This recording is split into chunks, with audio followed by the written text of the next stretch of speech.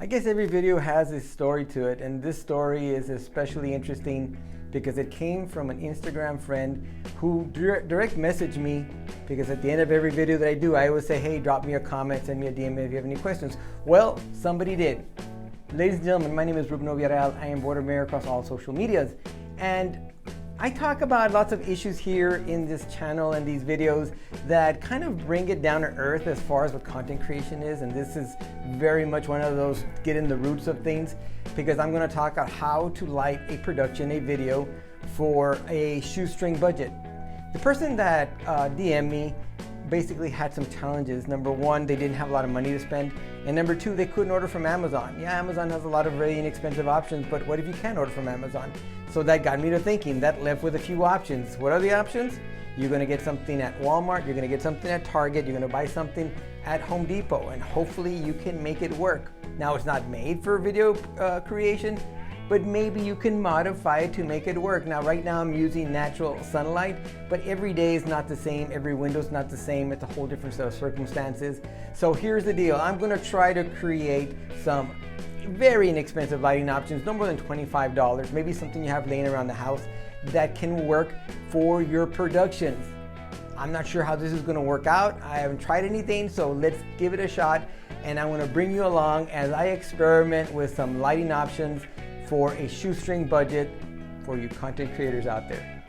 Let's get started. This is test number one, and what it is your basic household lamp. I actually bought this for a little beans room. I'll show it to you in a little bit, but it's a basic lamp. It has two bulbs, one up on top and one that comes in a flexible arm, which is kind of handy. But I didn't pay anything for this. I basically got a lamp from another room. I think the bulbs are probably about at least 75 watts per bulb, maybe a little bit more, I'm not sure. So this is what you're getting if you use a household lamp. And a full disclosure, I'm using some backlighting back there, and I'm using some backlighting back here. But believe me, you can use basic household lamps for that too. So this is the first test. This is using your basic household lamp, and I'm going to show you what it looks like. I'm not sure what it even looks like right now, but let me find out what it looks like. Let me show you this lamp. Like I said, this is the top portion of the lamp. You come down, and it's has this flexible arm that I was playing with a while ago. And it's a lamp that I bought for Little Beans Room, and that's it. It's just a lamp.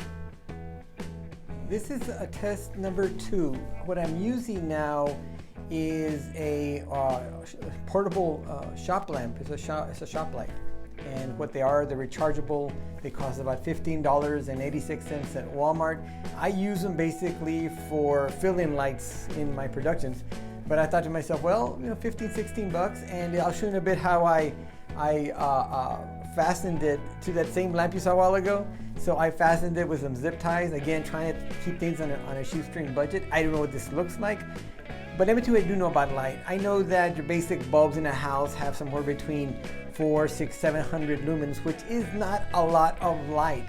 Now, these shop lights, the reason I bought them when I bought them way back when, because they offer 1,000 lumens. That's pretty good light, but I don't know how it's going to react, how it's going to work in a video production. This is one light, and it's off to my left, and it's probably about 24 inches, maybe a little less. So let's see what this looks like. Test number two, using a portable shop light.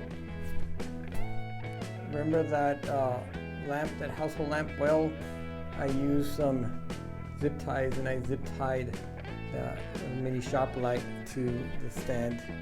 Again, trying to keep it within a budget. This is the next test, and the reason you see me laughing is because I'm using a light now that I saw at Home Depot, and it's not far from me, and it feels like one of those old school detective movie interrogations where a light's kind of flashing on you. Well, that's what this is right now.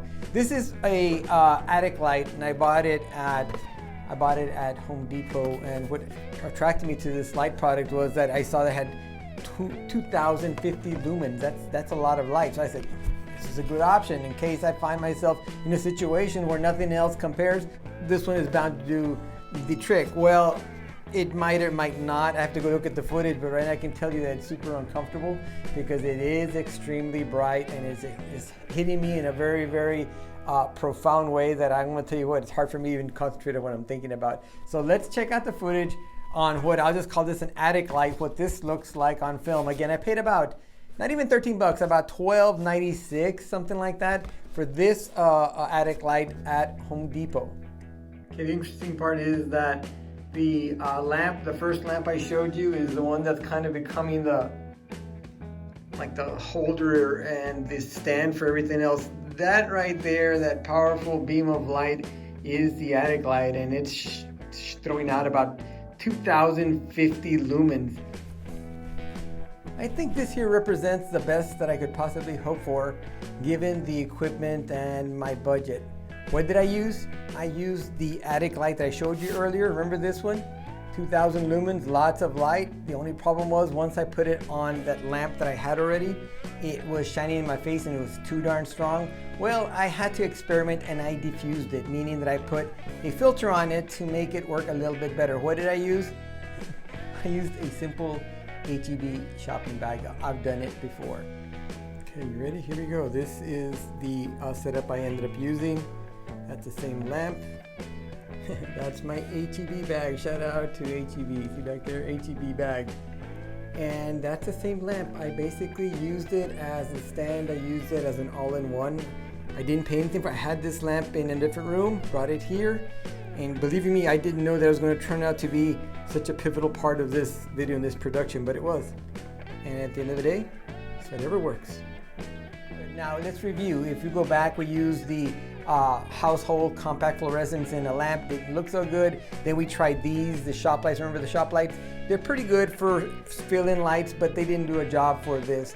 Now the attic light by itself was too strong, but once I put the H-E-B bag on, and I'll show you what it looks like in a bit, I think this does a pretty good job. When I realized that I had parameters and I worked within the parameters. Now, the bag didn't cost me anything. Again, this shop light cost me about $12.96 plus tax. And if you want to give the lamp a value, I think it cost me $14, but I didn't pay for anything. I had it here in my house. The point to all this is we're all going to have challenges in our production. Don't let them stand in your way. Be creative. Use things that you can. So in the beginning, I used natural light. Well, I'm using a $13 light with a bag that I get at H-E-B on a lamp I had already. And you know something? I am pleased with this. I think this is pretty darn good. It's not great, but it gets the job done. And when you're content creating and you're developing your skills, don't be so hard on yourself. Find what works, find what looks pretty good, because your number one goal is to create your content in the best way possible and share, share, share. But what do you think? You let me know. So there you have it. Were there some surprises? Yeah, there sure was. Were there some learning experiences? Yes, there sure was. Now, to be honest with you, I did think it was going to be a little bit easier. I figured grab a few bulbs, get a couple of lamps, turn on the lamps, hit the record button, and you're good. Didn't quite work out that way, but that's okay. That's what this is about. It's about learning, evolving, and making your social media content work for you within the framework of what you have available to yourself.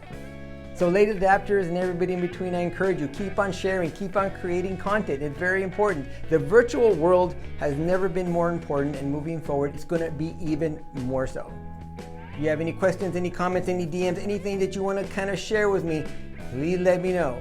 Late adapters and everybody in between. This is social media. You all keep on grinding. We'll see you next time.